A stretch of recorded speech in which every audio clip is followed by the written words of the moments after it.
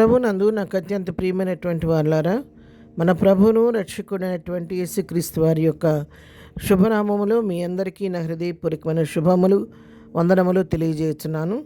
ఉదయకాల సమయంలో దేవుని వాక్యాన్ని ధ్యానం చేసుకుందాము. ఈరోజు వాక్య ధ్యానము కొరకు మనం తీసుకున్నటువంటి లేఖన భాగము కీర్తనల గ్రంథము 20వ కీర్తన 4వ వచనం చదువుకుందాం.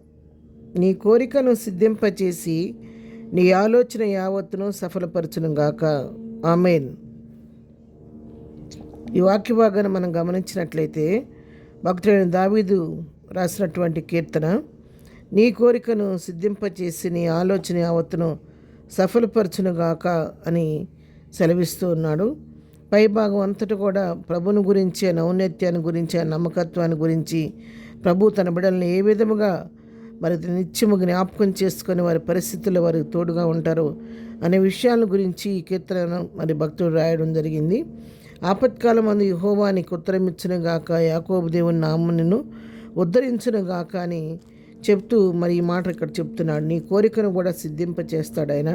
నువ్వు దేని గురించి అయితే ఒక దాని గురించి ఆలోచన చేసినప్పుడు నీ ఆలోచనను ఆయన సఫలపరుస్తాడనేటువంటి మాటను కూడా ఇక్కడ భక్తుడు తెలియచేస్తూ ఉన్నాడు. ఎవరైతే దేవుని యందు నమ్మకించుతారో, ఆయనపైన ఆనుకున్న వారి విషయంలో వారి ప్రభు హృదయాంతరంగాన్ని పరిశీలించే దేవుడు, పరిశోధించే దేవుడు కాబట్టి, నీ హృదయంలో నా హృదయంలో తలంపు పుట్టకముందని ఎరిగిన దేవుడు కాబట్టి ఆయన మన హృదయవాంఛలను తీర్చే దేవుడై ఉన్నాడు. కీర్తన గ్రంథం 37వ కీర్తనలో కూడా మళ్ళా భక్తుడు ఇదే మాటలు రాస్తున్నాడు. యెహోవాను బట్టి 37 కీర్తన 4వ వచనం, యెహోవాను బట్టి సంతోషించుము, ఆయన నీ హృదయవాంఛలను తీర్చును.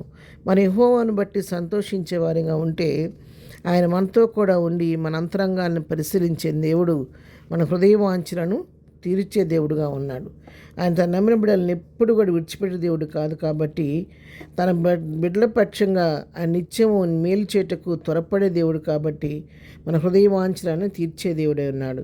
కీర్తన గ్రంథం 145వ కీర్తనలో కూడా మనం గమనిస్తే 19వ వచనం చదువుకుందాం. తన యందు భయభక్తులు గలవారి కోరిక ఆయన నెరవేర్చును, వారి మొర్ర ఆలకించి వారిని రక్షించును. చూసారా, తన యందు ఎవరైతే భయభక్తులు కలిగి ఉంటారో వారి కోరికను ఆయన నెరవేరుస్తాడు, వారి మొర ఆలకించి వారి ప్రార్థనను అంగీకరించి వారిని రక్షించే దేవుడుగా ఉన్నాడనమాట.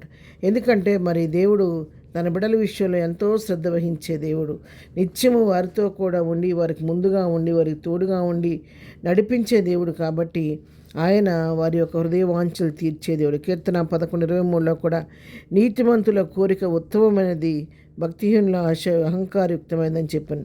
ఎవరైతే నీతిమంతులుగా ఉండి యుక్తమైన కోరిక మనం కోరినప్పుడు మన కోరికలు ఆయన సిద్ధింపచేసి మన నోటి నిండా ఆయన నవ్వు కలుగు చేసే దేవుడై ఉన్నాడు. ఎప్పుడు ఆ విధంగా జరుగుద్దంటే మనం ప్రభువుని బట్టి ఆనందిస్తూ ఉండాలి. అంతేకాదు ప్రభు సన్నిధిలో ఒక విషయం గురించి మనం ప్రార్థించినప్పుడు మనం అడుగుతున్న వాటిని ప్రభు అనుగ్రహిస్తాడు, తప్పకుండా దేవుడు నా పక్షించేస్తాడని విశ్వాసం మన హృదయంలో కలిగి ఉండాలి. అందుకే మత్తయి సువార్త 21వ అధ్యాయంలో మనం చూస్తాం 22వ వచనం, మీరు ప్రార్థన చేయనప్పుడు వేటిని అడుగుదురో అవి దొరికినవని నమ్మిన యెడల మీరు వాటిని అన్నిటినీ పొందుదురని వారితో చెప్పాను. మనం ప్రార్థన చేస్తున్నప్పుడు నేను ప్రార్థన చేస్తున్నాను, నా ప్రభు నా ప్రార్థన ఆలకిస్తున్నాడు, తప్పకుండా ఆయన నాకు న్యాయం చేస్తాడు, నాకు అన్ని అడిగిన వాటిని ప్రభు నాకు అనుగ్రహిస్తాడు అని మనం విశ్వాసం ఉంచితే ఆయన తప్పకుండా మన పక్షంగా ఆ కార్యాన్ని నెరవేర్చి మన నోటిని ఆయన నవ్వు కలుగు చేసే దేవుడే ఉన్నాడు. 1 యోహాను పత్రికలో కూడా 5వ అధ్యాయం 14వ వచనం చదువుతున్నాను. ఆయనను బట్టి మనకు ధైర్యం ఏదనగా ఆయన చిత్తానుసారంగా మన మీద అడిగినాను, ఆయన మన మనవి ఆలకించినన్నది. చూసారు, ఇక్కడ ఎప్పుడంటే మనకున్న ధైర్యం ఏంటంటే ఆయన చిత్తానుసారంగా మనం ఏదడిగినా ఆయన మన మనవి ఆలకిస్తాడనే ధైర్యం మనం కలిగి ఉన్నామని ఇక్కడ కూడా తెలియజేస్తాను. ఇక్కడ ఈ విషయంలో మరి మొట్టమొదట ప్రభువుని బట్టి ఆనందించడం వల్ల ఆయన మన హృదయవాంఛలు తీర్చే దేవుడై ఉన్నాడు.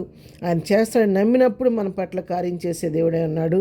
ఆయన చిత్తానుసారంగా అడిగినప్పుడు మన పట్ల మన కోరికలు ఆయన సిద్ధింపజేసే దేవుడు ఉన్నాడు. కాబట్టి ఆ విధంగా మనం అడిగే కోరికలు ఆయన చిత్తానుసారంగా ఇస్తాడని విశ్వాసంతో అడిగి ప్రభు దగ్గర నుంచి పొందుకుందాం. ప్రార్థన. ప్రేమ గల తండ్రి, పరిశుద్ధుడైన మా ప్రియ ప్రభువా, మీ పరిశుద్ధ పాదముల కొందనాలు. ఉదయకాలం విన్న వాక్యాన్ని మా హృదయాల్లో భద్రపరచండి. విన్నబిడ్డలందరినీ దీవించి ఆశీర్వదించండి. వారి హృదయ వాంఛలు మీరు తీర్చండి. వారి కోరికలు సిద్ధింపచేయండి ప్రభు. రాకపోకల ప్రయాణాల్లో క్షేమం దయచేయండి. దాని బర్త్డే మ్యారేజ్ చేసుకున్న బిడ్డలను దీవించి ఆశీర్వదించండి.